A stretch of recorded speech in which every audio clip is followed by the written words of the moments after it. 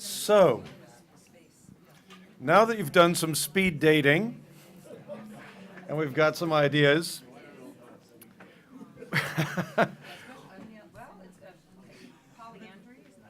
uh-oh. We won't have all of the answers, but I hope that we've got some ideas. I'd like to just pull out in the next 15 minutes, and we'll go around let's just list out the top 3 that you had in each of your groups. Put them down. Julia will write them down. I will write them down. Or if you've got 5, but I don't want this to go on forever. And then we'll go have lunch. You can continue to talk about them. You can network. You can do whatever you want. We'll have 1 hour afterwards. I want to take about a half hour of that between 1:30 and 2, or 1 and 1:30 rather, to sort of review these if we can and see what goes on. All right, so let's start with you, with this group over here. So we'll be brief because we talked about 2 major things, a little more in depth. One is, Enrico said, let's do social science. Let's acknowledge we sort of looked at the knowledge gaps portion of this question. The literature is heavy on economics, geography, and anthropology, and many scientists, you might not know that we have a psychologist here in our mix. Yes. Sociologists, demographers, and communication specialists may have been left out of this conversation, so recognizing the diversity and interdisciplinary nature of our own sort of subfield here is one major knowledge gap we identified. And the second relates, again, to communication. We've talked about this extensively in the last day and a half or 2 days. And we need to acknowledge that there are actually people in the world trained to communicate, either be it in climate science or with various groups of people. And not acknowledging that there are people who have those skills leaves a hole in our own research abilities and the ability to communicate that research. So that sort of relates to the first. Okay. Let's just pass it up. Thanks. We is this on? Yes, Yeah. now it's on. We also looked at gaps and sort of thematic and topical gaps, which I could frame as questions, but one of them was thinking about, as a research area, youth and how youth are conceptualizing and engaging with the future of the Arctic. Another one is thinking about sort of comparative studies of colonialism, and this could be something that would be relevant to various topics we've discussed: resource management, health and wellness, and well-being, but an emphasis on sort of understanding and thinking about these issues through the lens of colonialism. Another was continuing to emphasize innovations in participatory and community-based approaches seemed like a really important area. And finally, we talked about, a relative gap of we'd like to see more work on science and technology studies in looking at some of the processes that we've been describing from a more critical perspective, including thinking about this sort of science policy process, but as an area of study in itself. Can you just elaborate on that a little bit? Like how we as socials, are you talking about querying and problematizing the science and technology studies and the ways that they interact with people, or how would you say that? I think, this is me now because Okay. we didn't really talk about this in detail, but I think just seeing science and technology studies as an area that, there's a certain amount of work but that there could be more done in that field in the Arctic. Okay. And that, there's a lot of productive literature from within that field that I think we could all draw on Yep. in order to do a better job of understanding the kinds of translational processes that are happening or not happening in this realm of science policy Okay. interaction. Thank you. Okay. We focused on 3 separate issues, and one of them sort of ties into some of the things that Kathy was saying about creating opportunities for communities to get involved in research and to create their own research agendas. And in particular, we're looking at how important it is to transfer knowledge and and research results to young people and to get young people involved in question generation in our research. A second area that we thought was important is looking at the Arctic within a larger context, economically and politically.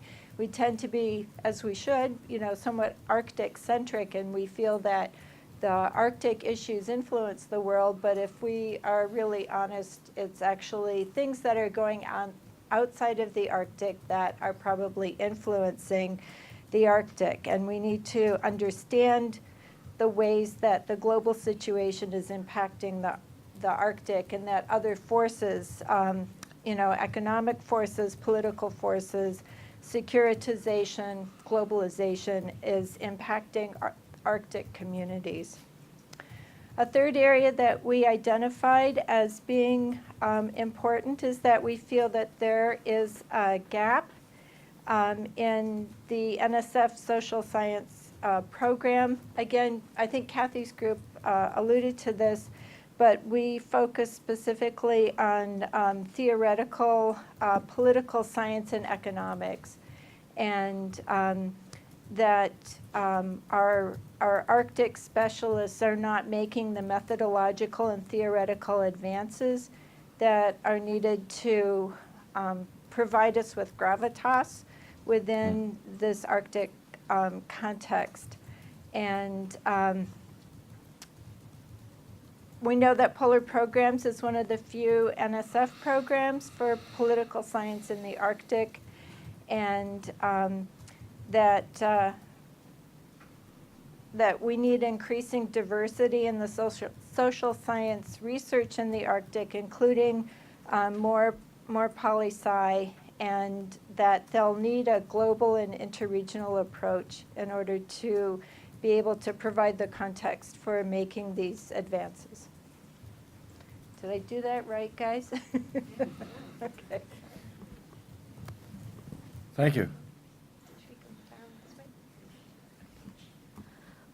So in terms of archaeology, again, echoing what other people have said earlier in these meetings, we need to prioritize what archaeology sites are saved, but in doing that, we need to decide who is in the room and how the decisions are going to be made, because you probably need tourism in the room, you need the local population in the room, and you need the archaeologists in the room. And so it's going to be pretty important. And as George said, this is an issue that's upon us right now. The second, sort of writ large, is research on historic traumas, and this involves both ethnohistoric research, research within the communities, and then, the contemporary manifestations of it. And many countries have very different histories of historic trauma, but there are so many commonalities. The forced relocation, the residential schools, the loss of language, and we do see, the high suicide rates that many people are attributing to, historic trauma being felt intergenerationally. So it's pretty important. The other one, Susan, the last. Can I just jump back in there? I'm trying to, these are all Yep, great. sorry. But you had said research on historic traumas, you had ethnohistoric, something, and contemporary, and I missed the one between there.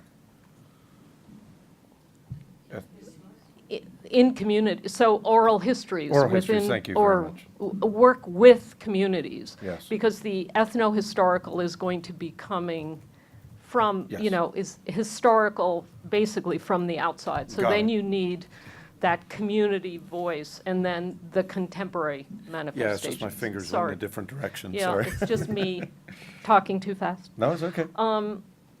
And the other one was adaptation to globalization, which is echoing what we've heard, with the recognition that the local is the global, right? That global manifestations are being felt locally. And so how do you economically, socially, politically both reap the benefits of and cope with the challenges and liabilities of those processes?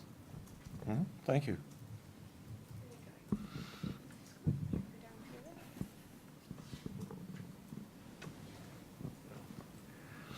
Okay, so our first item was essentially the same that you all started with in terms of prioritization of addressing archaeological loss and the key issues of who, how, and sort of operationalizing that and mechanisms for assigning both the value and risk in that loss. A second sort of broad category is connected to, well, I guess prioritization of empowerment, right? And so as we address challenging studying and ultimately challenging the asymmetries of power within the communities of the Arctic, how do we set those priorities, right? And I think that there we came into thinking about the outreach questions as not just about a sort of, well, we should share back what we've learned with local communities for because they deserve to know, or because they've been partners in our research, but because it's fundamentally empowering. And so that whole process of co-production and ultimately communication outward is at the same time something that's about empowerment. That's fantastic. Thank you very much.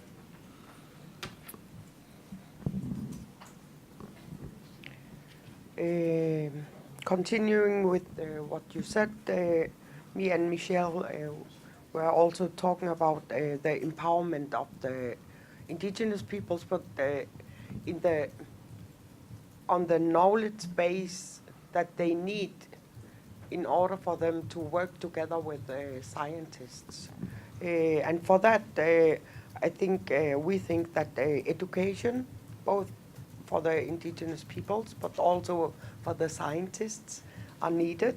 For instance, about their rights that are developed through many years of UN work that a lot of our leaders went to write down. It took more than 25 years, but now it's there, and we have to enlighten people about these tools that they can make use of. And as the last one, the philosophies of indigenous peoples that has not been written down, especially not by our own people. I think this is also a gap that we need to put on top of our priorities. To my experience, our university professors even told us that there are no such thing as indigenous philosophy, which is so not true.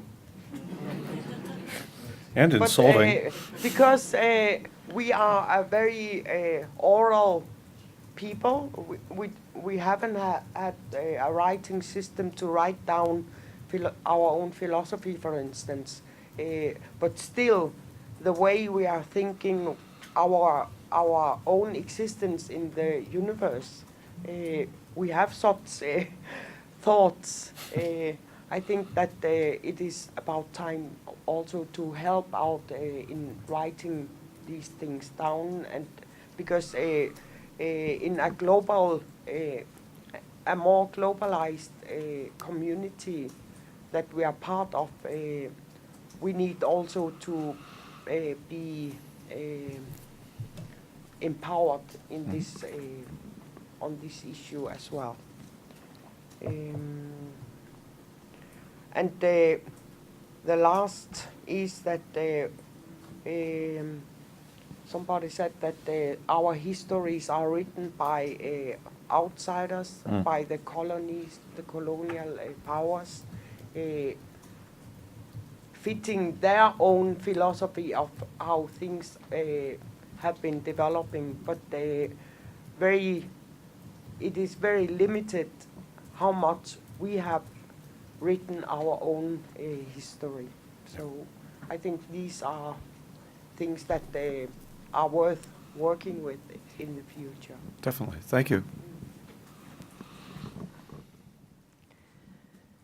We have been here like a small group of thoughtful backbenchers, very language-minded. Okay, So the 4 bullets we came up with are framed as verbs. Okay. Number 1 is get deeper into what is Arctic sustainability. Economic, social, environmental, because people use this as a slogan, as a label, but there is a little understanding, at least from the social sciences perspective, of what that sustainability actually means. And then the second one is understand real social processes beyond all these words of transitions like climate change, adaptation, resilience, and sustainability. You know, again, we use those labels, but behind them, there are real processes on the ground that we have to develop and describe much better than we do it now. Okay. And then the third one is, again, a verb, nuance and contextualize forces that are affecting the Arctic, such as industry or NGOs or tourism or whatever.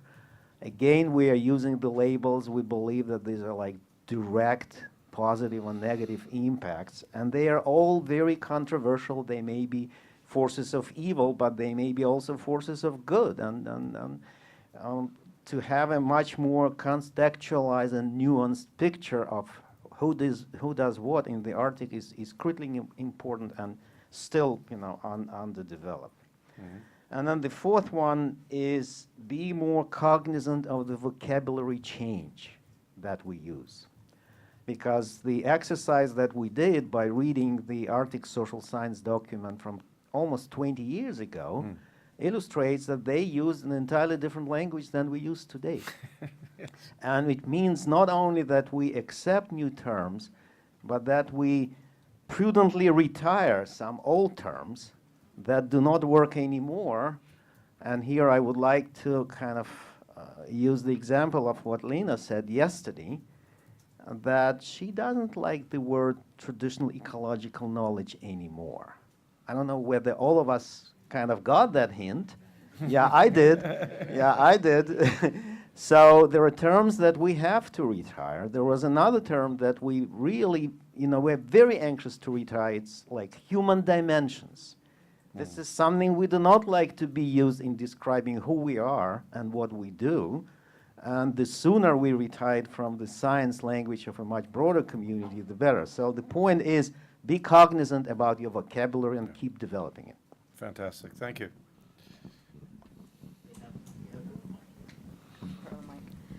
These guys don't like to share their mics with you, huh? Yeah, it's okay. Well, we're kind of a team of 2 only. And given us, you can imagine what we probably wrote about. So, and spoke about. So priorities, they're pretty basic. The first one is continued financial support for the Arctic social sciences. So leading into the second point. I was glad somebody said that. That leads into the second point. More funding. Continued and increased funding for Arctic social sciences. Yes, thank you. And so that led into the second point, which is that perhaps a priority should be defined or appoint a good political advocate for the advancement of Arctic social sciences. And this is thinking at the kind of, you know, federal and the interagency level to increase awareness about what we are doing, so there's justification for why there should be continued and increased support for the Arctic social sciences. And if you, and so in that, I elected John to take on that responsibility because the U.S. Arctic Science Commission, and if you look at the duties of the commission, which he pointed out so nicely to me, number 3 is to facilitate cooperation between the federal government and state and local governments with respect to Arctic research. And number 6 is to recommend methods for improving efficient sharing and dissemination of data and information on Okay. Arctic among. I'm not that fast a typist, so go back, facilitate Sorry. cooperation between federal and state governments, yeah? Yeah, with respect to Arctic research. Mm-hmm. And then number 6 on there says to recommend methods for improving efficient sharing and dissemination of data information on the Arctic among interested public and private institutions. Okay. And Anna has her plate full. So I think whether it's John or not, I think that having someone who could be in a position of that, and then John's initial response to my election of him was basically that we need to have a good life insurance for Anna. That should be the third priority. But Fantastic. Thank you. simple, but I think. All right.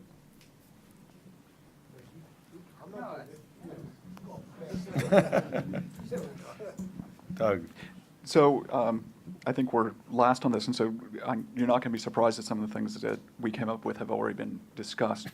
But one of the things that has come up in various discussions, and we felt very strongly about as well, was the idea that the experience of trauma, and this can be linked into all sorts of things with disruption, with globalization, with climate change, with very local lived experience. But that's sort of a priority for at least an idea to be thinking about work in the Arctic. A group over there had said this as well, but the idea of youth as really talking to younger generations and looking at that experience directly, not necessarily looking only at adults or looking at elders in the community as the people who represent a community is a very strong priority. This is something that I tend to think of as in terms of intergenerational transfer of information, but really could just be sort of the transition that's happening. And I think this is really just an echo of what Igor and Igor's group said about the idea that we need a better understanding of the transitions that are happening themselves, that not just a subject that's within the cultural or economic or environmental domain, but the processes of those transformations that are happening right now. What does it look like on the ground is a real priority. And then the sort of last thing that we discussed, and this is, I think, very much in what Catherine West, what your group was saying about acknowledging that there are people trained in a lot of things out there, and that we need to use that knowledge and that expertise to generate really communities of practice as an intervention, not necessarily policy or something like that, but the idea that our research should have an outcome that is lived in some real way. Our specific example that we were really talking about was related to trauma, but the idea that there's a huge amount of expertise on post-traumatic stress disorder that has come out of the VA and other kinds of things, that one of the products should be not necessarily us trying to intervene in that, but setting up ways for people who really do have expertise in institutional backing for this to facilitate or become part of the product of our research. Yeah. Can I make a comment, because this has emerged sort of partly yesterday, but more today, and it's with the term trauma and trauma as an emerging research agenda. James Waldron published a book 10 years ago or so, The Revenge of the Wendigo. And so in that volume, he looks at the various ways in which psychological anthropologists and mental health folks have examined the various paradigms with which we've looked at Native peoples over the years. And so he goes through and looks at the Freudian perspective, where all of these people had problems with their mothers. But I mean, he looks at the assumptions that we outsiders have applied towards alcoholism and how Native peoples are all drunks, and we have looked at communities and diagnosed communities as having a problem with alcohol. And he devotes a chapter in that text to the paradigm of the traumatized Indian. And the point is that he really cautions against using the external frame of what trauma is, or assuming that trauma is, that all Native people have PTSD. Well, we don't know what that is. And so if we're looking at something like trauma as a framework of the historical processes by which people have suffered through residential schooling and so on, that we really need to be careful that we focus on pulling out what people themselves mean by those experiences. So that's just a word of caution. Yep. Anyway. All right, word of caution too, we will probably all faint if we don't eat some lunch. And thank you for that. That was that was wonderfully coherent. There's a lot of good themes in there. Go eat some lunch. Let's get back here about 1 o'clock. We've got 45 minutes. Go do no harm.